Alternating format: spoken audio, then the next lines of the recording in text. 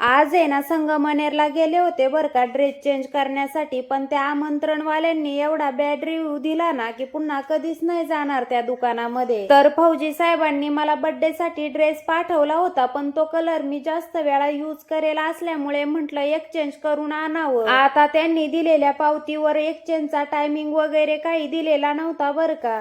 आज सकाळपासून पावसाचं वातावरण जरा जास्त होतं, त्यामुळे मुलांना सोडून आले आणि घरातली कामं आवरल्यावर लगेचच गेले संगमनेरला.